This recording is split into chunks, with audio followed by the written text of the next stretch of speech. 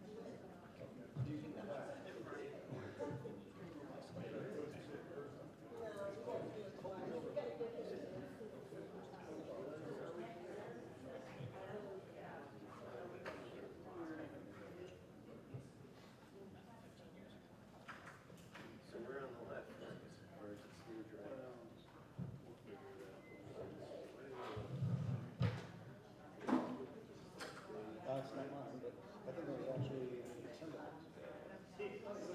All right, he's got it now.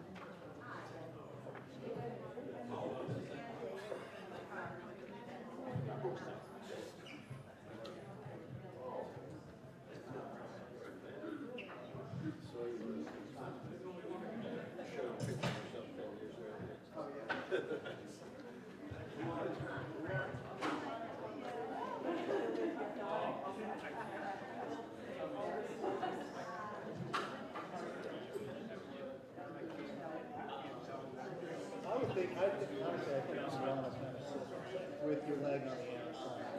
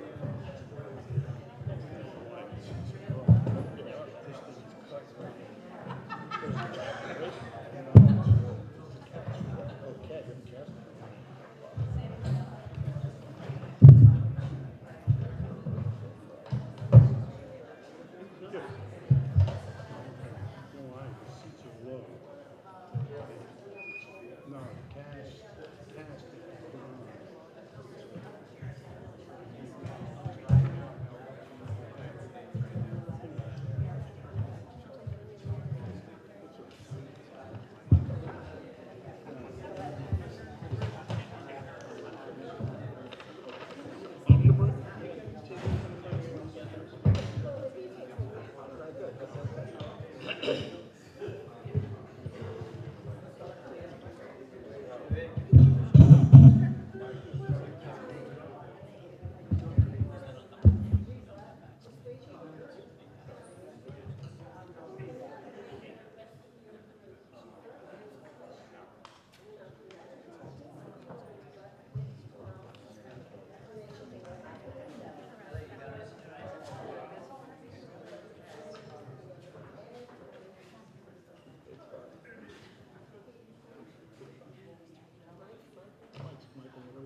whatever you got. What's on? I don't know what's on. Michael. Check.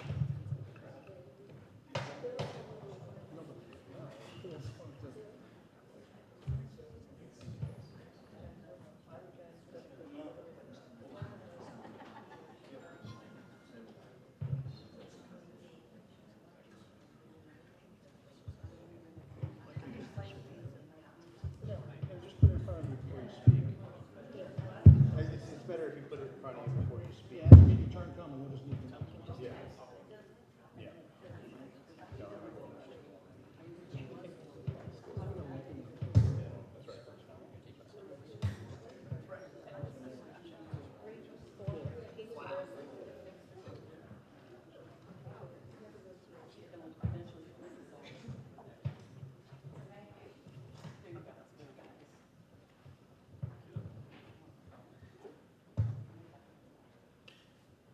Good evening. Would you all rise for the Pledge of Allegiance? Pledge allegiance to the flag of the United States of America and to the republic for which it stands, one nation, under God, indivisible, with liberty and justice for all.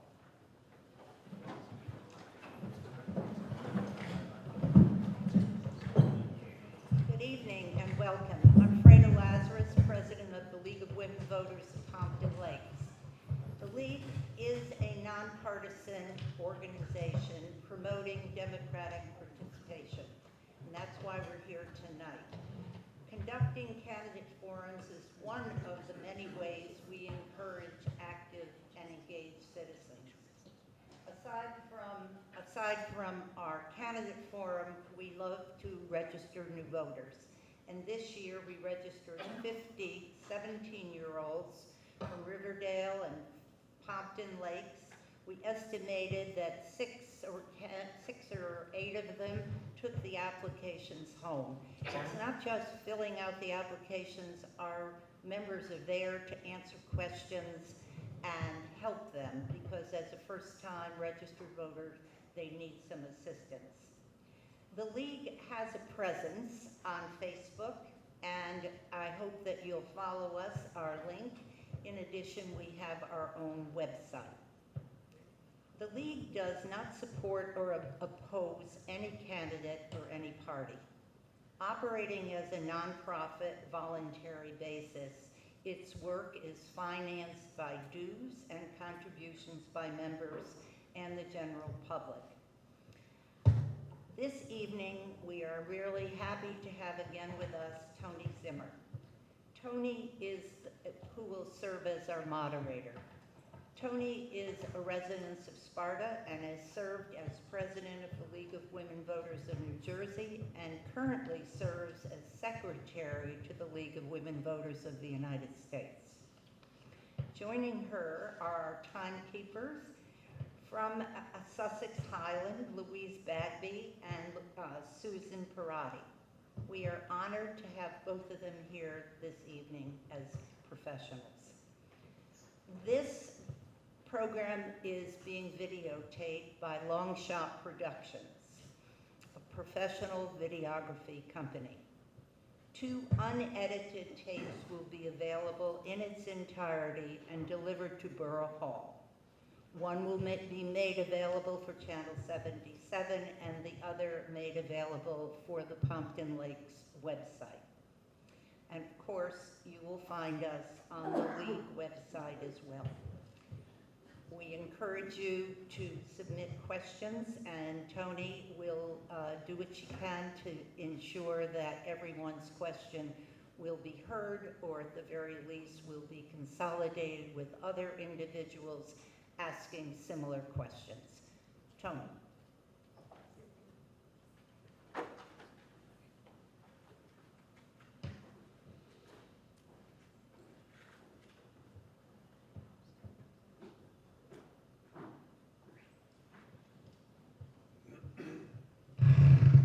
Good evening, everyone, and welcome. I just wanted to point out that when I was going over some material to bring with me tonight, I was looking on my computer and I realized that this is the 10th year that we're involved in this, so it's a pretty special time for me. I'm really happy to be here, and I just want to thank all of you for coming out tonight and the candidates for being here. It really is important, and it means so much, so thank you so much. So tonight, what we're going to be doing is we've already chosen who's going to do their opening statements when and their closing statements and so on. So the opening statements are going to be for 2 minutes per person, and our timekeepers are here. They will be holding up signs so the candidates can see how much time they have left. Well, you have 30 seconds left. Oh, flip it over. Blank. Yeah, I can't see that one. Oh, I'm sorry. That's okay. Correct, I'm sorry. Right, 15 seconds, 15 seconds. and And this one stopped. that's the first stop. And if you don't stop then I go, please stop. And I clear my throat really And fast. she goes, okay, so that's how that works. And each candidate will have a minute to answer each question. And the questions are going to be the same for each candidate, so that's consistent. And the closing statements after that will be 2 minutes per candidate. And then that will be the end of the event. Now, there are also what we call rebuttals in this. So there's the office for mayor, and there's the office for council that is being represented tonight. So those two offices are allowed to rebut each other if they think, oh, well, I'd like to talk a little more about that. I don't agree with something this person said or whatever. So you may see that, you may not. They may agree on everything, who knows? So we'll see, but we do that, and they're allowed 30 seconds time permitting, for each rebuttal. So that's the way it is. But before we start, I would like to ask each of you to, and I need to do this, silence your cell phones so that we don't have any interruptions during the event.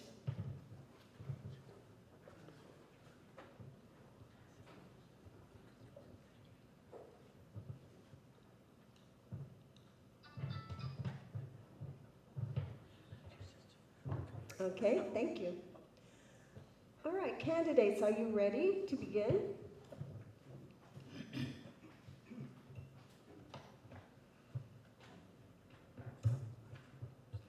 Okay, so we're going to start out with the mayoral candidates for their opening statements, and we're going to start with Mike Serra.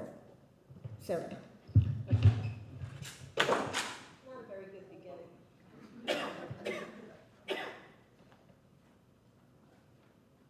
Ready? Yeah, go ahead. Good evening. My name is Michael Serra, and I'm honored to be the mayor of Pompton Lakes. I'm a retired research scientist for the state of New York. Being retired gives me the time and attention I feel is needed to be mayor of this wonderful community. I'm a proud married father of 3 daughters. All have gone through the Pompton Lakes school system.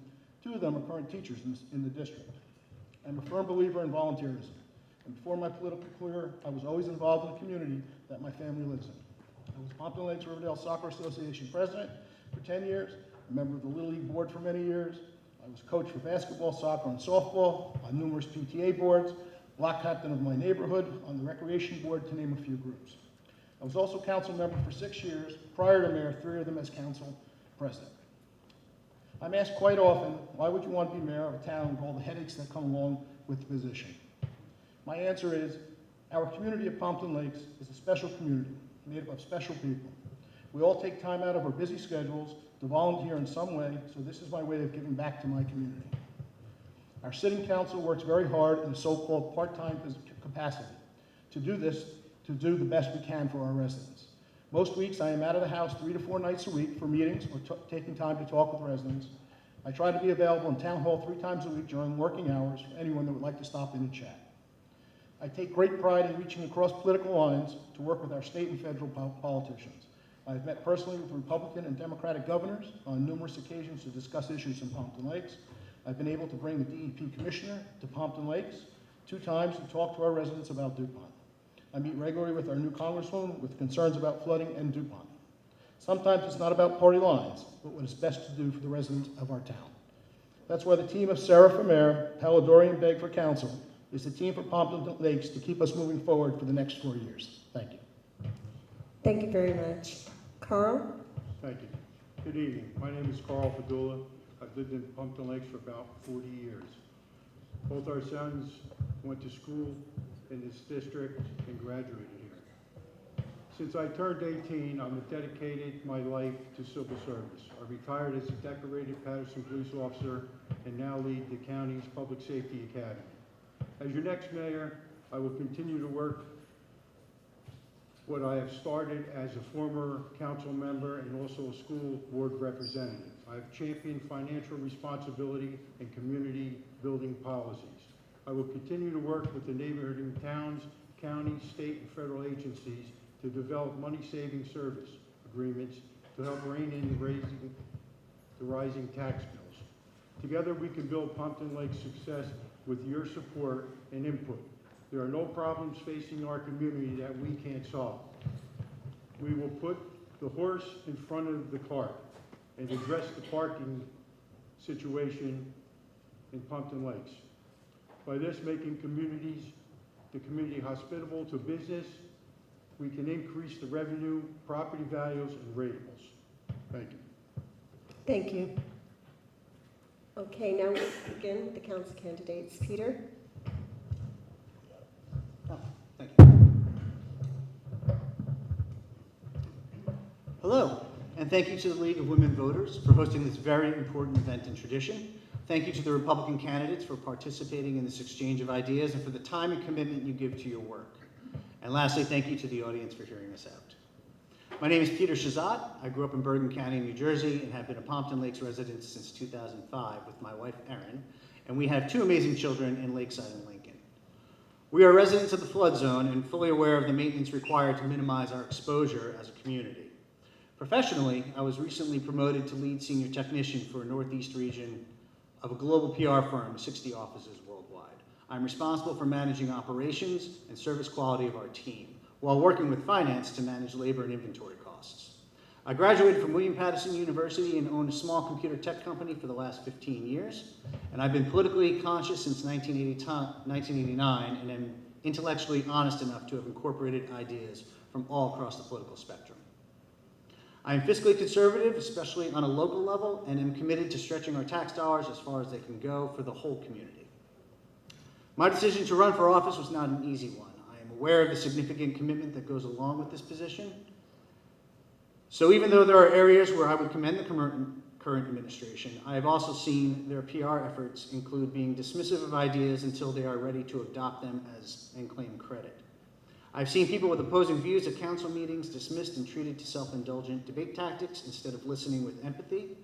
Lastly, I've heard from too many people who do business in town express that they do not speak out publicly on their ideas as they are afraid of economic retribution. My intent for council is not to only provide checks, balances, and sunshine. It is to find what's working in other towns and to adapt them to fit ours. I'll work with our Democratic county representatives to bring more services and programs inside of Pompton Lakes. Thank you. Thank you. Ed? All right, I'd like to thank the League of Women Voters for holding this event and the people that came out tonight. My name is Ed Meekum. I've lived in Pompton Lakes for the last 30 years. My wife Edie and I have raised 6 children and 6 grandchildren. 4 of the adult children still live in town, and 6 of the grandchildren all live in town and attend Pompton Lakes schools. I've served our community in areas such as the Passaic County Open Space Board member, the Zoning Board, Planning Board, and had the honor of being elected to council in 2007. I'm seeking your support in the upcoming election for the position of council once again. For the last 2 decades, I could be found at many municipal, state, county, and federal meetings seeking information that could benefit our community. As a resident and former councilman, I'm seeking the office in order to create new optimism and deliver new ideas. Most of you know my history and my commitment to our environment. My advocacy has been no secret, and not only dealing with DuPont, but for proper remediation of our lakes and waterways. Some of the issues that we face today in Pompton Lakes are decades-old problems caused by the lack of focus and commitment when dealing with the remediation of the DuPont property that continues to devalue our homes. Nobody knows better than me, because my home borders their property. Our current elected officials deal with it by telling the residents to cancel the subscription to the Bergen Record.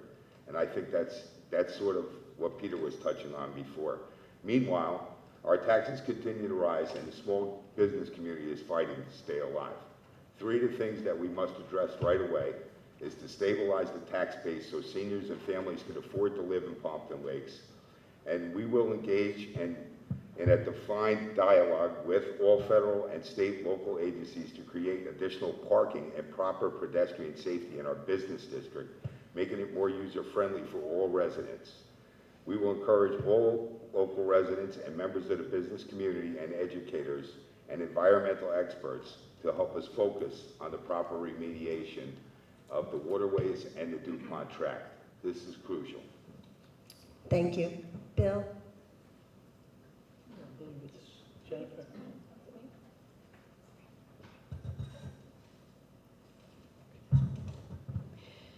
Good evening. First, I would like to say thank you to the League of Women Voters for organizing this event and for giving this year's candidates a forum to share their thoughts and ideas. I would also like to thank the candidates for their time and participation this evening and for the audience being present to listen. My name is Jennifer Polidori, and I'm a councilwoman running for re-election this year. I am a longtime resident of Pompton Lakes and a Pompton Lakes High School graduate of the class of 1993. I am the mother of two beautiful children, Paige Angeline, also a graduate of Pompton Lakes High School, class of 2018, now attending her second year at the Culinary Institute of America, and my son, John Michael, who is a student at Lakeside Middle School. One day he too will sit in these seats that you are sitting in and graduate from this high school, just as his sister and I did. I am a very active member of our community and always have been, even before being elected to council. I was active in the Lennox PTA when my son attended. I am a youth soccer coach for Pompton Lakes Riverdale Soccer Association, an active member of the Pompton Lakes Women's Club, an ELF, and also served briefly as an alternate commissioner for the Pompton Lakes Shade Tree.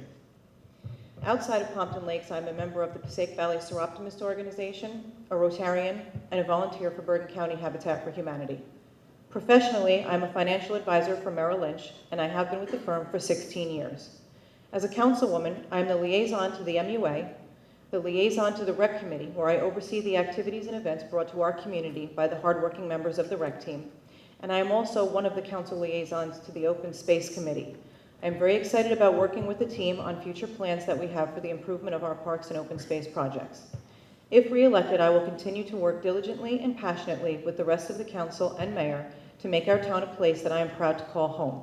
I am excited about redevelopment, and I will do everything I can to foster the continued growth and positive change in Pompton Lakes. Thank you. Thank you, Jennifer. Good evening. Ms. Zimmer, League of Women Voters, Pompton Lakes residents. My name is Bill Begg, and I'm running for re-election to the Pompton Lakes Council. Pompton Lakes has been a wonderful place to live and to raise a family. My children, Karen and Stephen, have greatly benefited from attending Pompton Lakes schools and participating in many of our youth programs. Both have gone on to college, advancing in their careers. Karen has a doctorate in physical therapy, and Stephen as a teacher. I have been involved for many years, seeing that it remains the community it is. I have been a resident for 57 years. Retired as a captain of the Pompton Lakes Police Department after 38 years. Served on the Board of Education for 18 years. I am a past president and vice president. I serve on the Planning Board, Business Improvement District, and Council Finance Committee. I am a member of the Pompton Lakes Riverdale First Aid Squad. I also have coached Little League and soccer, and I am a PAL supervisor trustee. And I am an American Legion member, serving as a counselor and trustee of the American Legion Jersey Boys State Foundation. I also am a member of Congregation Shamray Torah. In seeking re-election to the council, It gives me the opportunity to continue my service to the community, continue our efforts to stabilize taxes, expand our shared services, improve the appearance and promote the business district, community, and continue to pursue solutions to our environmental problems. I look forward to continuing to pursue the solutions to these problems and issues.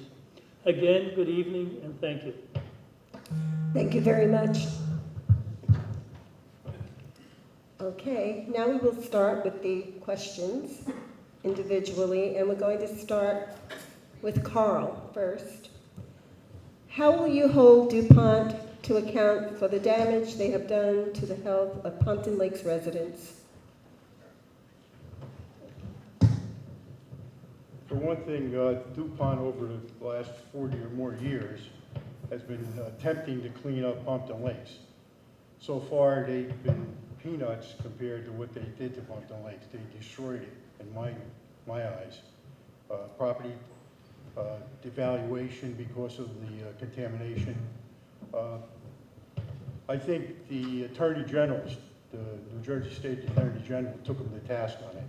And I think to follow him in his path and be in the same realm with him, to take them to task on that. Okay, thank you, Michael. Thank you. Look, the DuPont problem, Chemours, is actually what it's called, not DuPont. It's a complex problem. They've been here a long time. They've done some damage to our town. There's no denying that. Right now, the EPA, the DEP are here in our office on Thursdays, every Thursday, to talk to our residents who have concerns. They are the agencies that oversee this cleanup. We speak with them on a weekly basis, to understand what's going on. The fight is between Chemours, the EPA, and the DEP right now. We put our information to the groups, then they follow up with that. At this moment, I just have to remind all our residents, in the 30 years that Chemours has been working here in Pompton Lakes, they have never been fined for doing something wrong on what they've done. Granted, it's slow. It's too slow. And granted, they could work a little faster to make things happen. But if I'm understanding it correctly from the DEP and the EPA, they're doing what they're supposed to do. Thank you. Peter?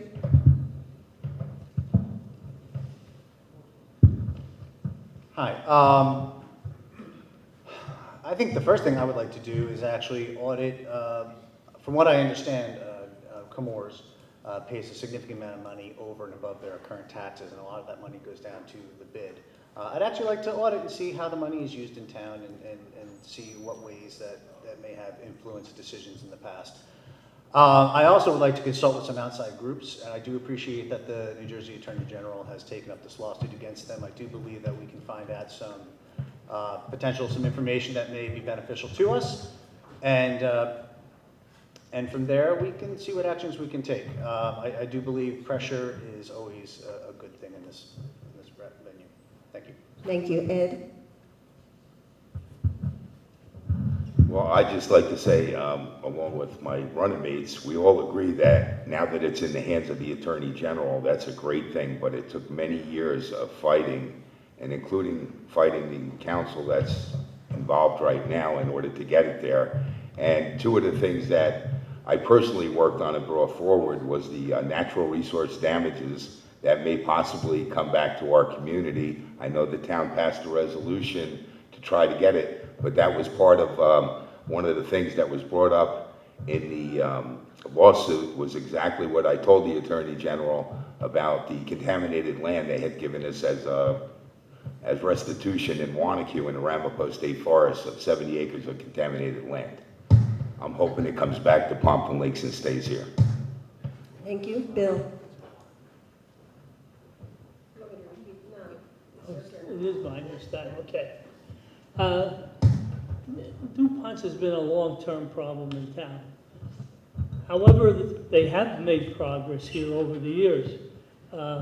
They've remediated the acid brook, they've remediated the lake, they've remediated part of Lake Inez, and they've worked hard under the auspices of the EPA and the DEP to make those corrections. And I think we're at a point now where we got to work on the site itself and make it a productive place to put back in service. Thank you. Jennifer? I think we can all agree that DuPont has done some damage to the land in town. I do commend the current mayor for working so diligently with the DEP to have someone on hand so that the residents have a source of communication so that they can stay on top of what progress is being made and offer their opinions as well. I think as a mayor and council, the best we can do at this point is to continue to work with the DEP in moving forward, holding DuPont accountable, and keep them on task for the continued remediation so that in the future we can use the site for something more productive than what it is right now. Okay, thank you very much. When do we get, Well, for the two of you. right, Yes. should I do that after we talk, or when we're all done, or how do you want to do that? All right. Did you raise your hand? I did. Okay, so then you may do it now. So it's been mentioned by a couple people on this dais that the No, attorney, excuse me. You can only rebut, it's Carl. been mentioned by the person to my right, Thank that the Attorney General is involved. The Attorney General has been involved because of national resource damages, which somebody has already mentioned. We have fully supported in bringing that money back here to Pompton Lakes. That money should not be going somewhere else. The damages were done here in Pompton Lakes and should stay in Pompton Lakes. That's the reason the Attorney General is involved in this. There's no other reason with the Attorney General right now except for that. Any response, or no? Okay. All right, so we'll go on to the second question. Okay, Mike, we'll start with you. Many of the roads in Pompton Lakes are in poor condition. What will you do to repair and repave these? So what I have done this year, this is the first year our council and mayor are putting money aside to take care of our local roads. In the previous administrations, going back 50 years, we only worked on roads when they're in very bad shape. This year, starting this year, we've put $200,000 aside every year. We've had an engineer come in and identify, starting from the worst to the best roads, and we're going to chip away at those roads a little at a time. You can see right now we're paving about 12 roads as we speak this week. Next, and that's not counting what the county is. Don't forget the county's responsible for their own roads here in town. We don't pave them. I am trying to work some shared service with the county that we swap some roads so that we can get things done on both ends. But right now we are paving 12 roads. Next year they'll be on our new list. There's about 86 roads, I think, that were said, that will be hitting it as best we can. But it is a problem. Our roads do need repair. Okay, thank you. Peter? Does it go this way? Does Carl go next? No. Okay. No? No. From what I understand, and Mr. Ed Meekum here is a wonderful resource to ask about this, and I consider myself lucky to have him as a resource to myself. From what I understand, we could actually save a substantial amount of money if we actually expanded the use of our DPW and trained them, and we're able to keep this money a bit more in-house as opposed to hiring outside companies that charge very large rates. I feel that our money can be better used in that capacity. Thank you. Thank you. Ed? At any time, you can ask me to repeat the question, and I can do that if you like. I'm glad that the residents of Pompton Lakes are getting 12 roads paved this year, and we're about 10 years behind on all of our paving in our streets. And what we're seeing is a redevelopment in this community, and we're selling ourselves short by some of these shared services are going to other communities, and it's a detriment to our DPW. We should be bolstering our infrastructure right now as we go through redevelopment. And for the same price of $220,000 that Mr. Sarah mentioned before, you know, they're doing 12 roads or whatever. We could do 30 roads, we could do 35 roads ourselves if we train the right people. And a regular laborer gets about $75 an hour when these things go out to bid on contracts, and our guys are making about $16 an hour. So every time they did this type of work, if we gave them $22 an hour for the hours they were working, we would have a happy workforce, and we'd be able to train people to build catch basins and do roads. Thank you. Bill? Yes, as Mike had said previously, we've put approximately $200,000 aside, and we will continue to work that program to repave some of our smaller sections of roadway that need it. We've prioritized those roads, and we're going to continue to do that. Beyond that, we do reach out, and we do get grant money. As an example, Montclair Ave area there. It was just recently repaved. Next year, we have plans, the county's going to do Colfax Avenue in their section, and we're going to start our section on Colfax Avenue from Jefferson Ave out to improve that also. So it's not just a program where we're putting money aside. We are getting grant money to do the roads. Thank you. Jennifer? Thank you. I don't think I need to repeat again the list of roads that have already begun to be worked on and the money monies that have been allocated to complete this project. The question was, what do we plan to do to fix the roads that need to be repaired? And as Ed had indicated, it has been quite a many years that has passed and that project hasn't been started. This mayor and council has started that project. So if the question is, what do we plan on doing to fix the roads?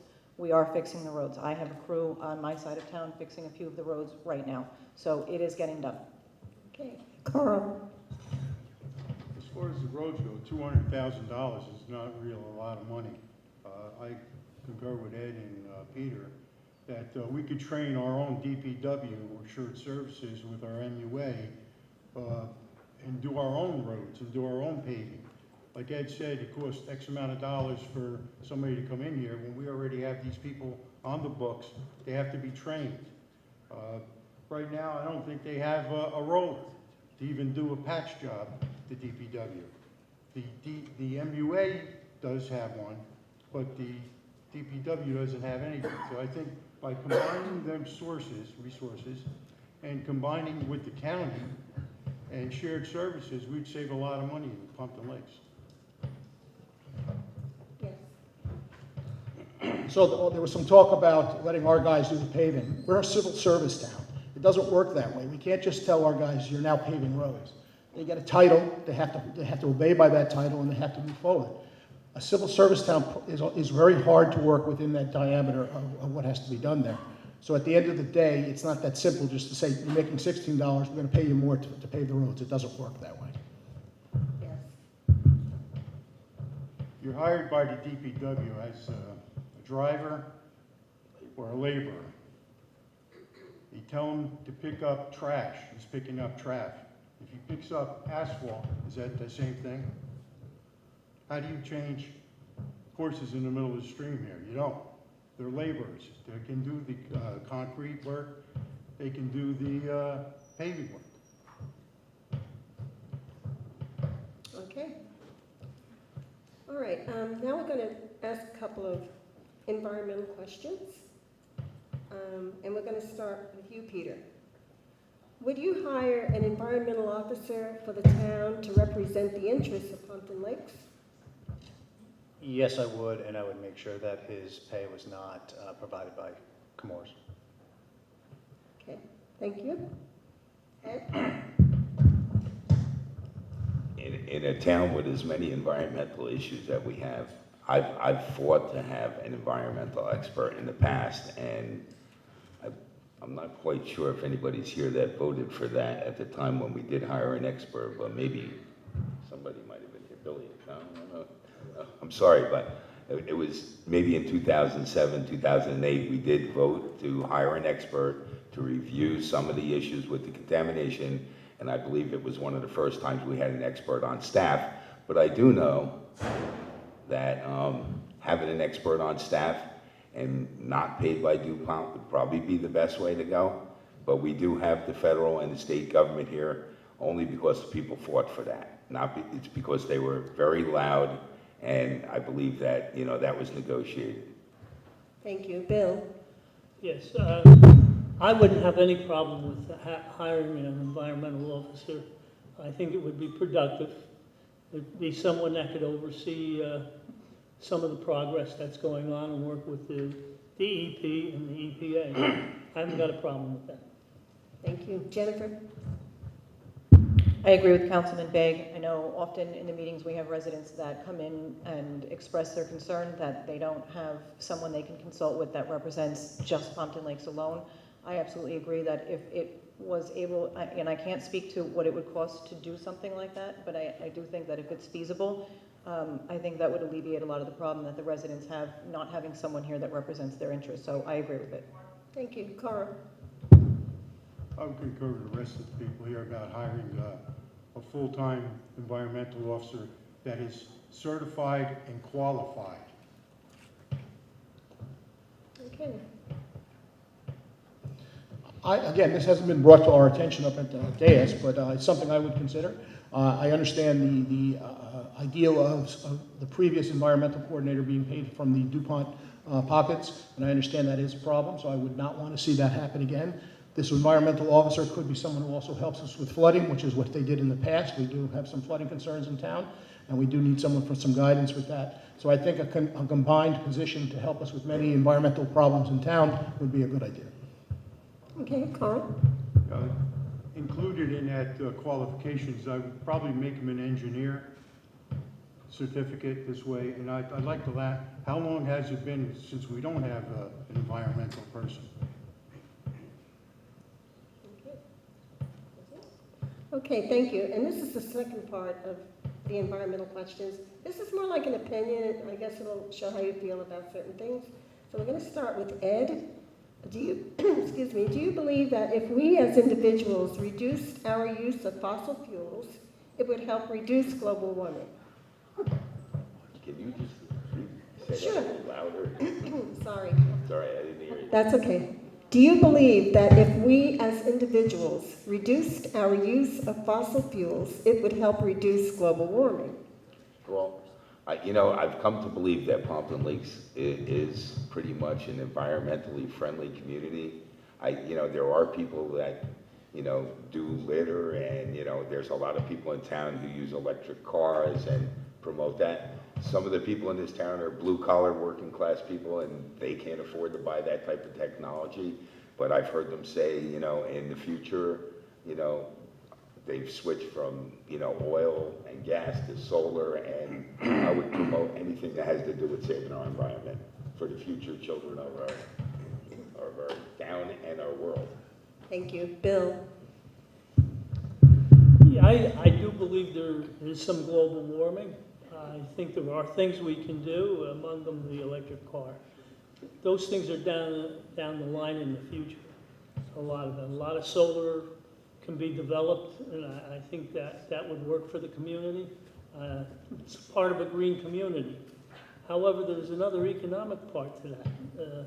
When you get into the oil business and that, there's an economic, there are jobs out there that the oil companies do supply. Thank you. Jennifer? I don't think anyone would argue the fact that we need to be a little bit more conscious of how we're treating our environment and how we're utilizing our waste. I think everyone within their economic means should be making small changes in the home to be proactive and be more conservative with how they use the resources. Okay. Carl? I believe less fuel use would be cut down on the global warming. Yes. Okay. And Mike? Well, I'm here to discuss our concerns here in Pompton Lakes, not in the whole world, but I will tell you right now that we are pretty proactive here in recycling in town. We do a pretty good job for the last 10 years in recycling, and recycling is getting tougher in the state. We just had some major concerns with recycling from the state, not being able to get rid of it, and some of our garbage, which some of you might have seen on social media, has been refused, and we're paying extra fees to dump that. So we're now trying to address those concerns to the residents, which is a hard thing to do. We have to educate some residents again on how to do things. But our part here in the community, I think somebody else mentioned it, I think Pompton Lakes is a very environmentally friendly community. They do try hard to make things work here in the community and make things work outside the community. Thank you. Oh, yes.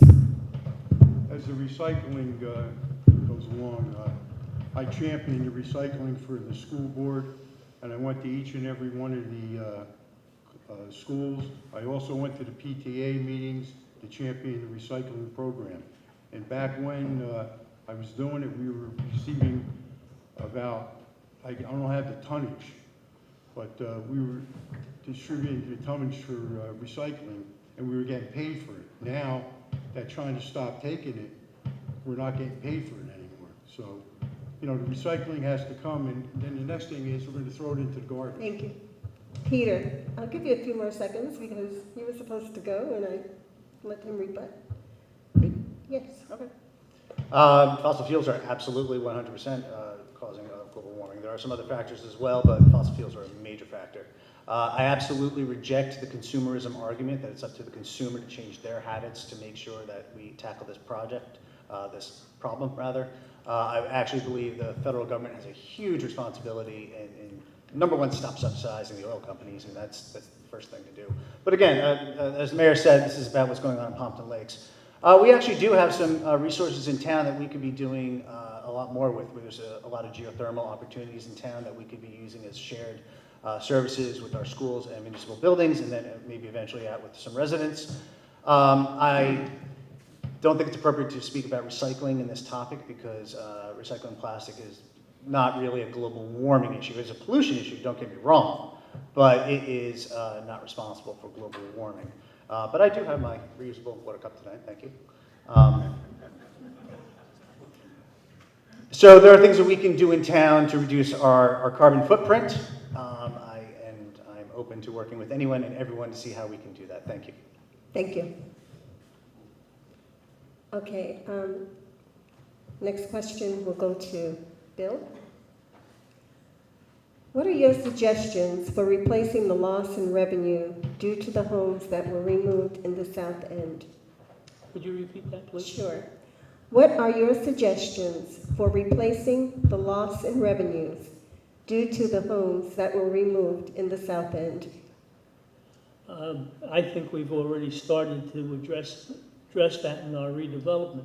It's not only our redevelopment for the center of town and to bring back business, but we're really producing new residents in the center of town, which replaces our missed housing that we've taken out.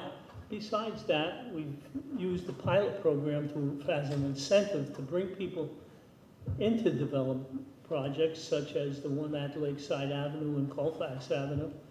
That's the type of development that's going to actually help us in the long run, both economically and also bringing back our business district. Okay. Thank you. Jennifer? We've already begun to work on this. I think we need to continue utilizing programs such as the pilot program to breathe new life and revitalize buildings in town that are right now being underutilized, create a more robust and busy retail-oriented downtown, and also by building out a larger shared services platform. Shared services can be used not only to offset some of the costs that we would normally have in-house, but also to create some situations where we can actually generate some income. Thank you. Carl? Repeat the question. Sure. What are your suggestions for replacing the loss in revenues due to the homes that were removed in the South End?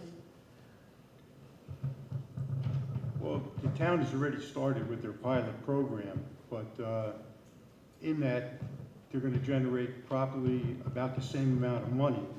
But later on down the road, if you read the state reports on the pilot program, they say be very careful how much you give in a pilot program. I suggested to put a little clause in there to cover the schools. And two towns, sister towns of us, on both sides of us, Wanacue and Bloomingdale, passed an ordinance on the pilot programs. Each one of their pilot programs has a clause in there that covers the schools, and that's what I would do. Thank you. Mike? I'm going to take a different approach to this. I'm not going to sugarcoat it. We lost 57 homes in the South End from buyouts. That's a great thing for our flood area. You know, we're getting those homes out of danger. We're getting people out of danger. There's a cost involved with that. Our taxes from 57 homes were lost. It took us 3 years to get back from that loss of the 57 homes. At the end of the day, I had fought in Trenton to stop what I called cookie cuttering it, where you take a house from one block, you take a house from another block, you take a house from somewhere else. Instead, they should be buying whole blocks out where I can cut off services to that block and save some money in taxes that way. They didn't go that way, so when they buy out our homes down in the South End, it's a house here, a house there, a house there, and I'm running into issues now with, they would like it to go, the state program would like it to go back to natural state, which means turns back into a forest. But if I live next to one of those properties, I don't want high grass next to me while I'm living there. So it's something I'm trying to address right now. But we did take a loss for a couple of years on the 57 homes that were bought out. Thank you. Peter? That's true. I live in the flood zone, and I was offered a buyout from the DEP, from under the Blue Acres program. And what I was highly dismayed about was that the money that was being offered was leftover money from the Hurricane Sandy Fund. And so they were under stipulations to offer us the price of the cost of our house from the day before Hurricane Sandy. Hurricane Sandy was not our issue, it was Hurricane Irene. So the damage had already been done price-wise to our house, and we were offered a very terrible offer, so we rejected it. As far as what's going on in town, yes, the redevelopment's happening, and that's a good thing. I think the second leg of that would actually be the parking garage and the pond hole. A, to provide more parking for those apartments, which is currently lacking. And secondly, to maybe kickstart the second leg or first leg of trying to get ourselves a transit center here. I want some more express buses to New York City. I want transit people to be coming to our town and going to the city, coming back and visiting our stores. Thank you. Thank you. Ed? Like I said, the town has started, the pilot program, and I've been fortunate enough to read at least 3 of these agreements, and they're a developer's dream. And to be honest with you, the town is going to generate some good revenue for a while. But what's going to happen is what happened in Hoboken. I think the new portion of the pilot program should be focused on commercial development in the downtown and commercial development in town, because we've already approved almost 100 apartments for the downtown. And if those services on our schools in the next couple of years, if we get 10 students and they're 15,000 a student right now, and none of that money's coming back, as it's set up in Bloomingdale and as it's set up in Wanacue, even on the land assessment, at least they're paying something. We have no mechanism in place to protect the residents. They're going to come and ask you for the money. So one student at $15,000 is almost $525,000 over these 30 years of agreements. So just remember that when you're thinking about these pilot programs. Well, Carl mentioned something about the redevelopment, and was it me? I'm sorry. Was it me? No, it's fine. Okay, I'm sorry. Carl mentioned something about redevelopment. The pilots are 30-year-long pilots. They're usually between 10 and 14%. They bring in, depending on the size of the units, hundreds of thousands of dollars extra in tax dollars. There's a lot of talk about schools. The schools are made whole before the pilots are put in place. Whatever the school needs to run, we as a town have to pay that. So if there's an increase in students and they need more students, we have to pay that. There's no argument of that. The stipulation that Carl was mentioning in the agreements, one town, there's 2 towns that did it. One town got fought with an attorney and they lost. The other town is being fought right now. Okay. Okay. All right, so we're going to continue with the improvements in downtown and stuff like that. So Jennifer, what will you do to bring a commuter train to town or some other form of transportation?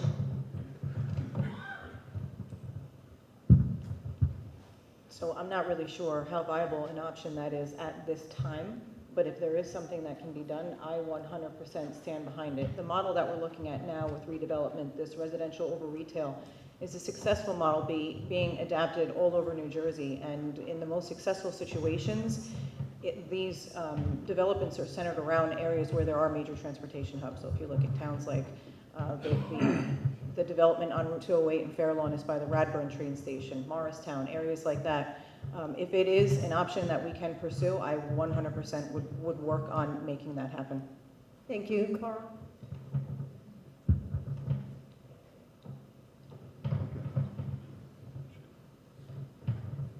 To bring a train into Pumpkin Lakes. It's been looked at. It was on the books a few times. Congressman Pasquarello brought it up a few times. He's in favor of it. They were looking for a place to store the trains up country.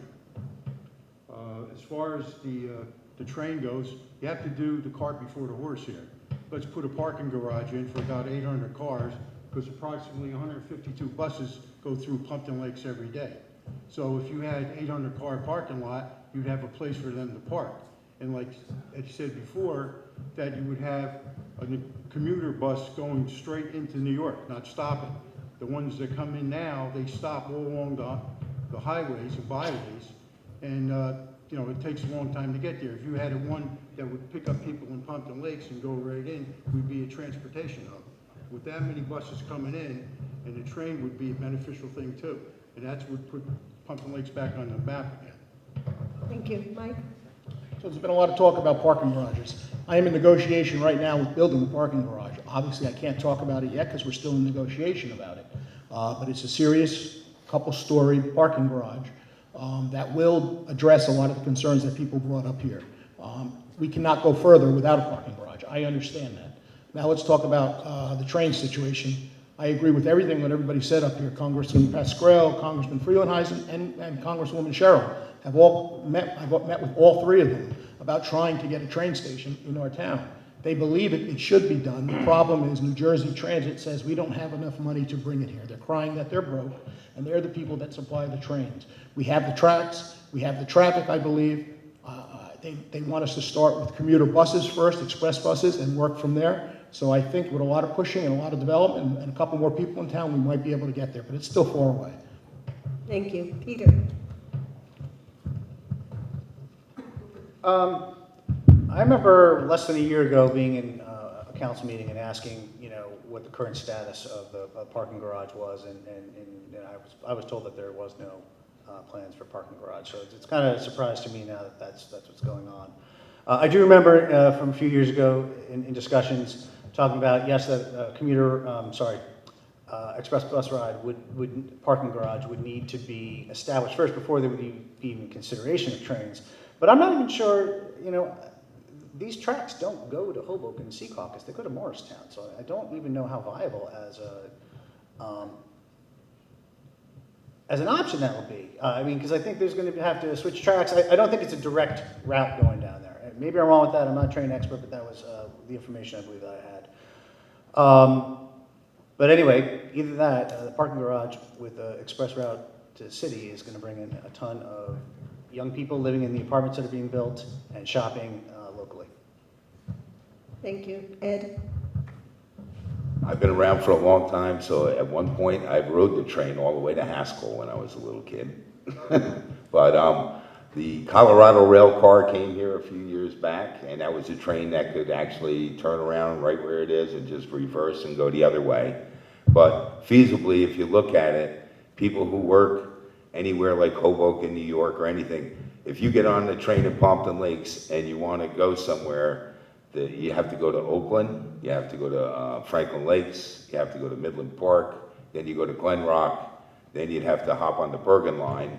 I mean, there's no real industry surrounding this line right now that would be viable, so I believe that's probably why New Jersey Transit and the trains are not coming here right away. Okay, thank you. Bill? Yes, I understand what Representative Pascrell was trying to do. He's trying to improve the Susquehanna through Patterson. Until that gets done, it's not going to be viable to come here. However, in the future, I think we may see that happen. This line goes into Patterson. It goes out to Hackensack, and also in Hawthorne, there's a transfer over to the main line there, and that will take you into Secaucus. So there's a viability to doing that. As far as the parking garage goes, that was mentioned, until we have the residents in need for it, we should not be paying for that. The developers out there, they're the ones who should be paying for it. Okay. I see two hands raised. The first one, Peter raised his hand first. And you can answer. So that's okay. Well, I agree with that. I don't think we should be paying for it either. I think that actually would be a good use for a pilot as well, and have a private developer build and run it. Basically, the town can get a percentage of that, however that agreement may be worked. But yeah, I wouldn't be floating bonds to do that. Thank you. Okay, Ed? No, I just wanted to touch on what Mr. Begg said, is that, you know, right now, to think about a viable rail line is probably not viable until you have a place for commuters to park. So The last time, I believe, we ran for election, we wanted to get a parking garage put in here by a developer, and, you know, it was rejected. And I just think that, you know, now all of a sudden tonight, we're doing a parking garage, so that's great, because every time we run, the people of Pompton Lakes win something, and that's okay if I lose, as long as the people of Pompton Lakes win. Okay, thank you. Okay, we're going to stick with the improvements again, but this is more localized. Someone wants to know, can there be a town pool installed or a movie theater? And Carl, that's for you. Okay. I don't see the person, there's one person that asks that question every time. A town pool. All right, when I moved in here 40 years ago, in my neighborhood, most of the neighborhood had pools, either above ground or in ground. They stopped the swimming in the Hirschfeld Park area at that time. To put a town pool in would be of great expense to the town. For one thing, you got to maintain it. You have to put a lifeguard on it. It's a big expense. And if you count the amount of pools in this town, I think they outweigh the town pool. So in my estimate, I wouldn't put a town pool in. Okay, Mike. When I talk to the 6th, 7th, and 8th graders at Lakeside School, that's the #1 question I get asked by the students. Will we be having a town pool? And unfortunately, there's a big cost, like Carl mentioned, in having a town pool. We do have a shared service with Wayne to use their Wayne pool system. I forgot which one it is, but one of the pools that they have in Wayne, our residents can use to swim in. For a small community of 10,000 residents or so, a pool is probably not a great option because it's a very expensive proposition to keep moving. Yes. One more thing, added into that. Now that we have a lot of the open space, we could put wading pools in, to which they do sprinkler systems like they do in New York. They only get about maybe 6 inches high in water, and they sprinkle and they cool the kids off. So that would be a good possibility. All the houses they knock down, you could put, you know, a couple of wading pools in that area. That is a good idea, and we did look at that. We've tried to do them in the south end near Willowfield Complex. Because of the flood situation there, they wouldn't let us put them there, but it's something we did entertain. We called them children's pools or small pools for kids to kind of wade in. It is something we're still looking at. Peter? Well, Carl stole my thunder. I was going to say sprinkler park. Actually, I think it's quite viable. I think it's a low-cost option to, you know, have some public relief. I actually think, you know, there can be, you know, services built around that as well. I mean, may even, if we ever do build that parking garage, maybe we can put the sprinkler park on top. So, with that being said, yeah, I think that's a better way to go, more cost effective. We could hire the youth in town to run it. And I've been to sprinkler parks in other town. I think they're fantastic. So, I think whoever asked that question was actually trolling us, because if you follow the town page, that's usually the butt of every joke. I just want to say that part of the question was also about a movie theater. So I don't know, you know, I know that that's a business, a separate thing, but would you have any issue with having someone actually, you know, operate a movie theater in town? Because that was part of the question. In addition to a pool, I just wanted to make sure that you understood. Oh, yeah, that. I don't think we knew about the movie theater. I said it. What about the movie theater? She said she mentioned the movie theater. I didn't I don't think you mentioned movie theater. Can there be a town pool or a movie theater? Can we take a poll on that across here? Sure. Thumbs up. Well, I think whoever wrote this, obviously they'd be happy to get at least one of them, I think, you know. I don't know. I'm just reading it. Can I address the movie part or no? Okay, why don't we do this? Let's start. Okay. Again, if you want to address the movie part, you can. The movie part? They want to move. The movie theater. Okay. I propose an 800-car parking lot. On the roof of the parking lot, I would build a field. Okay, everybody laughs at that, but there's a high school in New Jersey that the roof is their football field. And from there, you could do anything you want, have concerts, and you could have outdoor movies at that time. So it would be twofold with the parking. Okay. So unfortunately, for the people who've been in town a long time, they'll remember the Colonial Theater, which was a great theater with the two balcony seats, and it was a really great theater. Back in our harder times in the 80s, before I think we were all involved in council, it was desperate times downtown, and a school came in and bought up all the property downtown, which we call now Windsor School. One of the properties they also bought was the theater. It's too bad they did that, because I think it could have been, you know, theaters are a dying breed also, let's not lie. There's not a lot of people going to theaters. But if you do it the right way and address it for kids, it probably could have worked, and it was a beautiful theater. So I was disappointed to see that one leave. Okay, Peter, what do you think? I'd absolutely, if somebody wants to, you know, from a business perspective do that, that's fine. I would have no objection to that. Along the lines of what Carl was saying earlier, though, regardless of whether there's a field on top, at least the top level of parking garage could absolutely be used for various outdoor events, and outdoor movies could absolutely be one of them. Okay, Ed?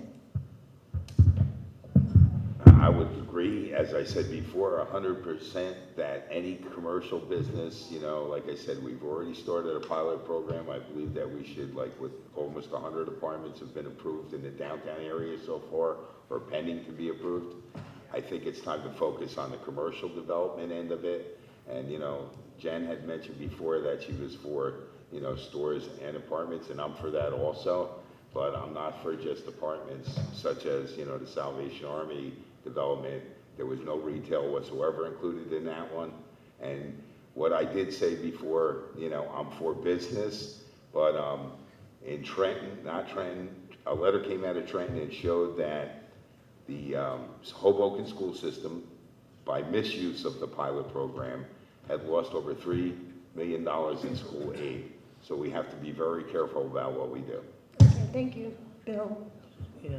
However, if you look at places like Montclair, you look at places like Morristown, you'll find that they're very successful in redevelopment, and they have a residential component to it, and they have a commercial component to it. And that's the way we should go. As far as somebody mentioning the theater, don't forget, we have the Smiling Rhino Theater, and it's amazing how many people from out of town actually come into our town, not only to see the theater, but also while they're here, dining out at our restaurants. And we have some very good restaurants here, too. All right, Jennifer? So as I did say in my answer to the previous question, that model is successful when it is residential over retail. We're looking to create a model where people can leave their homes and walk to service providers, entertainment, dining, where people from outside areas can come, park, walk the streets, have some services done, stay for dinner, see a show. If there was a developer that thought that one of the properties in town was a viable option for a theater, I don't think anyone up here would say no to that. As a liaison for open space, if it makes sense to put a kiddie sprinkler park or splash park in, we are looking for ways to improve our parks now, so I would certainly be all for that. On a personal note, I went on my first date to the Colonial Twin, so I would be happy to have a movie theater come back in town. And as Ed said, every time he runs, we get something, so let's put that town pool in with a snack stand. Okay, thank you. I have a question here that's quite comprehensive, so I'm going to try to break it down a little bit. And it's going to go to Mike first. And it's regarding a resident who's very concerned about, and I think it's Wanakee Avenue, is that how you say it? Wanakee Avenue. The traffic there, the trucks going through, there have been some accidents there. It's, according to this person, not very safe, mirrors smashed by a passing truck, and so on. What would you do, if anything possible, to make this area safer for the residents and people passing through or walking down the streets? That's a great question, actually, because we've spent a lot of time working on that. That is a county road. Wanacue Avenue is a county road, but that doesn't mean we don't have responsibility for it. Our police department has spent numerous, I'll call them sting operations, making sure people are not walking when cars are stopping, when people are in the crosswalks. We've just redid all our crosswalks with a special thermopane paint that's plastic, that stays down much longer, so it's not painted, that we have to paint every year. And the number one reminder I have, we have a new chief starting in the next week or two, is we want to remember the speeding in Wanacue Avenue. There's a lot of kids walking from high school. They all go out to lunch, as we know, and they all cross that street. Let's not just say the kids aren't crossing at a crosswalk all the time either. So if they're stepping out behind a truck and they're just stepping out into traffic and they have headphones in or earbuds in, that becomes a situation too. It's a responsibility from both sides. It's the people driving have to stop at the crosswalks, and the people who are crossing the street have to cross at crosswalks. It's something that we're working on and very diligent about. Thank you. Peter? I would absolutely be in favor of stronger enforcement of that, as well as listening and enlisting the services of a civil planner to see if there's any ideas and recommendations they can come up with. Otherwise, not my area of expertise. But I'm all for more safety. Okay, thank you. Ed? In my opening statement, I mentioned pedestrian safety. Absolutely, 100%, it's an issue. You have to white knuckle your way through town. You also can't even see if there's a new store in town because you're afraid someone's going to open the door in front of you or a kid's going to cross in front of you. One of the main problems we have in town is delivery trucks parking on the corners where the crosswalks are, and as you're driving, you have no sight triangle to see the crosswalk to tell if somebody's standing in it or not. So I believe, you know, deliveries have to be made to the backs of these stores, or not on the corners, like where the crosswalks are, you can't see someone standing in it. Today I had to stop for a disabled person and hold up traffic with people blowing their horns so they could get out of their car and get into their wheelchairs safely. So it's definitely an issue in our town. Bill? Yes. I know the police department has placed several details out there for pedestrian safety, crossing in the crosswalks. They send a detail out there, and they will give out tickets. Also, if you're in town enough, you'll see that there are police cars out there doing radar out there. I don't know how many people are out there to really see that, but they're frequently out there, and they are enforcing the speed laws. When I came through town this afternoon, they were pulling the car over. Could we do more? Sure, we could do more. And I think we will with the new chief coming in. Thank you. Jennifer? So this is New Jersey. Driving is a problem everywhere. Particularly, you know, we focus on what we have control over in our own town. Safety is something we take very seriously. I have a small child that rides his bike to school, so I'm always very concerned that the cars are driving within the speed limit and being conscious of children that are at play. We are working on the crosswalks, and we do have enforcement, which is being more proactive and making sure that motor vehicles stop for pedestrians in the crosswalks. It's not just a problem on Wanacue Ave, though. There are other areas in town where speeding is a recurring issue. I was recently approached personally by a resident that had some concern with heavy speeding in her neighborhood. It's a neighborhood my son does happen to play in, so I am aware of the situation there. I did request that the police department do a traffic study. It was done. So when the request is made, they are being proactive in making sure that enforcement is put where it needs to be. Okay, Bill? Yeah, the one other thing I'd like to say is, if you really look at the people crossing the streets, I can't tell you how many people are using their cell phones and not paying attention to what they're doing. And that's another problem with pedestrians crossing the street. They're not paying attention either, as sometimes the drivers are because of their speed. Okay. Carl? First of all, it's a county road. I would take back the county road. It was done in Riverdale. They took over the county road and made it a municipal road. That would be the first thing. Second of all, I put delineators in the middle of the road. It was done before when I was on council. It lasted a couple of years till some people were seen knocking them down just for knocking them down. So if you want to slow the traffic down and take the big trucks, I was watching the other day, I was just sitting by the gas station, and there were two big dump trucks going both ways. And, you know, and they're doing like 35 miles an hour. The speed limit was cut down to 25. And if you look in all the towns surrounding us now, the 45-mile-an-hour speed limit is cut down to 25. You go to North Haledon, you're going to get tickets if you're doing over 25. They're out there enforcing that big time. So first of all, I would take back the road and make it a municipal road, and then put delineators there, and it would slow the traffic down and make it a lot safer for the people in town. Thank you. Okay, the next question is going to go to Peter. Many of you are consummate community volunteers. Please tell us which activities you are most proud of. I'm sorry, could you repeat the question? Sure. Many of you are consummate community volunteers. Please tell us which activities you are most proud of. I like picking up trash. I kind of, it's very satisfying, to put it that way. In fact, just this past weekend, we pulled out, I think, 6 bags, a TV, and a dresser, I believe it was, or a filing cabinet. So that was good. I enjoy that a lot. I was dismayed to find out that the group picture had been taken before everyone showed up.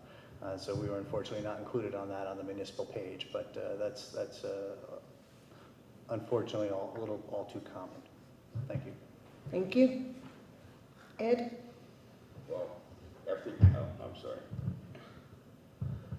I've been to, like, my commitment to this community has always been research. I've gone to Trenton for people in this town. I've gone to Washington, D.C. on behalf of residents in this town. I've gone to multiple meetings. I've opened thousands upon thousands of emails on the coupon issue. I always do my homework, and I never ask a question unless I know the answer. So my commitment is that, but because physically I got hit by a car in 2015, and I've had neck fusion and radial ablation in my back. So physical labor I can't do anymore. But when I was young, my wife worked the snack stands. I was a Little League coach. I did everything with my kids in sports.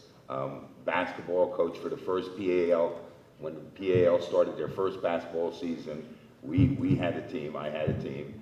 So as far as physical labor, I'm not the best at physical labor anymore, but research and stuff like that, I do a very good job at it. Thank you. Bill? I've been involved with the First Aid Squad now for 11 years since I retired from the police department. And it's just continuing service to the community, and I think that's a very important part of the community service. Thank you. Jennifer? I would never be able to pick which of the things I volunteer for mean more to me than the others. For those of you that know me, you know that I'm very involved in multiple nonprofits and community service projects. We'll start with soccer. I coach soccer. It's a way to volunteer my time back. I get to spend time with my son, which to me, I mean, you can't put a value on that. It's in the busy life that we live. For me to be able to take time out of my day and give back to the community and work with the children, that's amazing. I do a lot of volunteering for Bergen County Habitat for Humanity, important. I work with our Pompton Lakes Women's Club and Passaic County Seroptimus, 2 women's organizations that work for battered women's causes, child advocacy, things of such like that. Most recently, we had packed up bags with emergency supplies, walked around in the city and handed them to homeless people. I truly believe that the onus to give back lies on the individual. If it's in your means and your capability to do so, we are responsible to give back to our community and help each other. So I could never pick. I think we should all be doing more. Peter, you wanted to say something?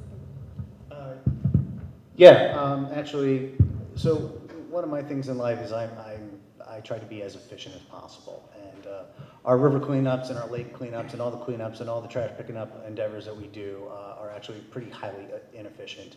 I myself own 32-inch grabber, one of those grabber clips, and I'm usually the only one that has one, and I'm usually able to get into much more areas than most anybody else to pick up more trash. So I've actually bought 10 of them that I'm going to be donating to the town at the next council meeting, and that's what I do. I fix problems. I work on efficiency, very creative in my solutions.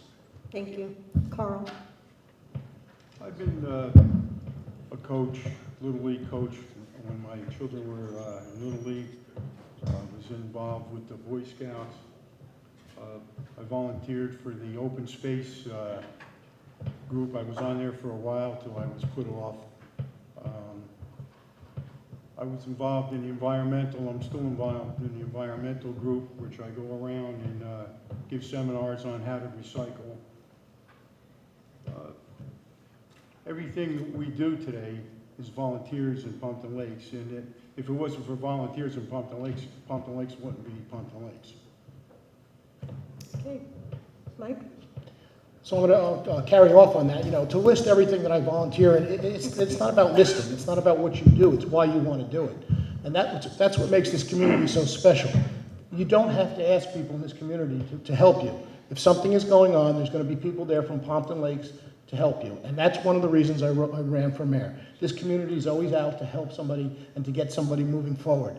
If you're going to tell me to pick one thing, the one thing I would be, the reason I started in politics was because I wanted to build a sports complex with other people in this audience. Willow Field Complex was one of the projects I helped push forward. And I realized it would be easier for me to get that done if I ran for council and got on council. I could make better decisions for that. So I pushed very hard to get that Willow Field Complex built. And I think it's a great asset to our town. There was a lot of no-sayers at the time. It won't work in a flood. We're using it every day and using it well every day. So that's the thing I'm most proud of.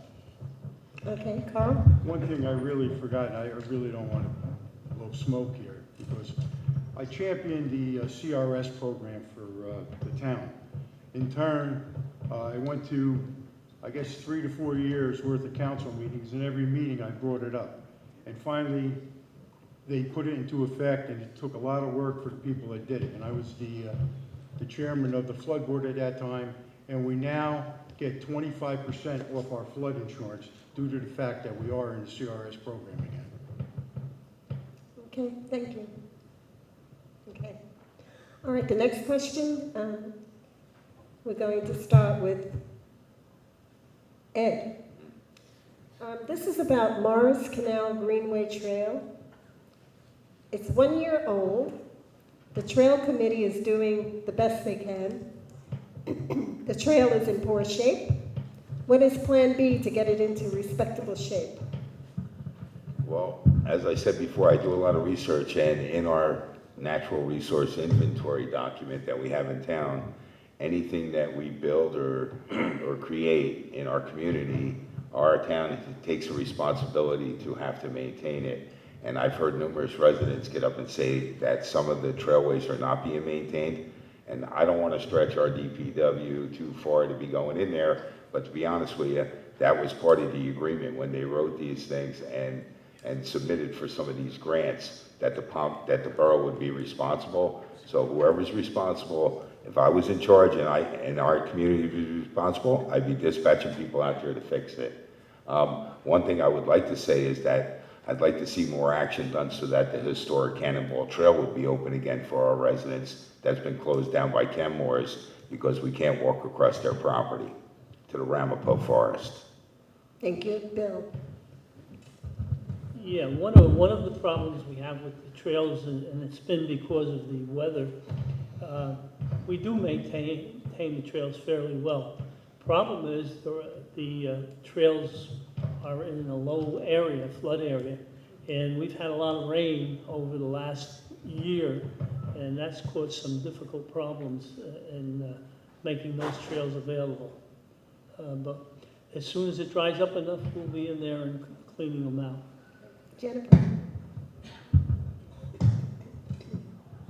I don't have much additional insight to add to that other than the fact that the trails are important. We have put a lot of time and effort into creating these spaces, so they do need to be maintained. We do rely very heavily on the volunteers that do so, and I do agree that there does need to be some other type of plan in place in the event that we don't have volunteers that continue to do that work. So I am open to looking at solutions for that. Carl? On the trails, back when the trails were created, they weren't created by Pumpkin Lakes at all. They were created by Passaic County. And they gave a check, or they did $99,000 worth of work for Pumpkin Lakes. And in turn, they turned them over to Pumpkin Lakes, and Pumpkin Lakes was supposed to maintain them. Where it fell off the track, I don't know. Apparently, like Mike said before, that maybe the DPW was detailed to do it, but you can't make them do it.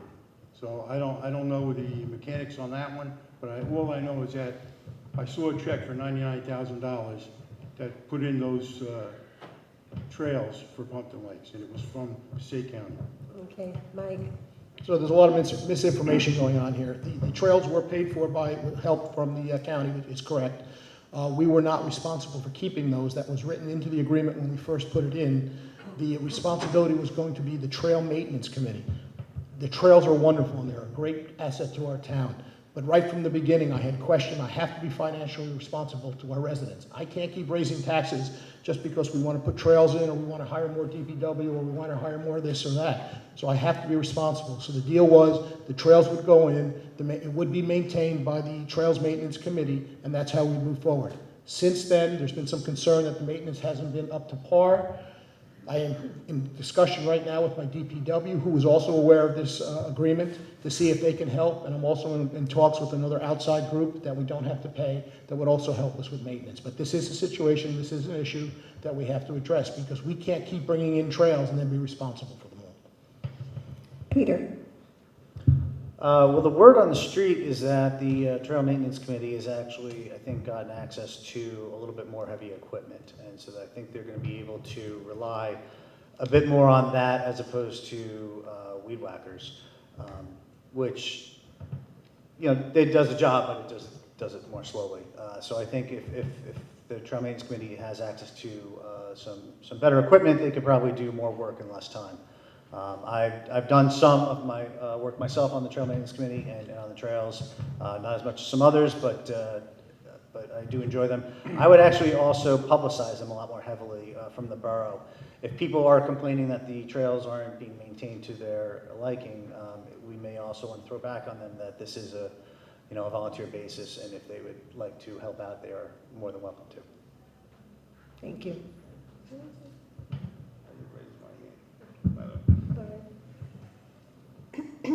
Okay. Bill? A fraction of registered voters in Pompton Lakes and elsewhere will go to the polls in November.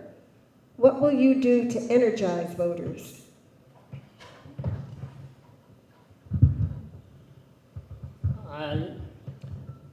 I would have to say that I'm fairly well in contact with a lot of people. I'm often over at the Senior Citizens Complex and speak with people over there. I'm often in the business district and I speak with people there. I often speak with people in the business community. And I also am a member of Rotary, and we speak about business there and voting. And we have to encourage people through those organizations. Thank you. Jennifer?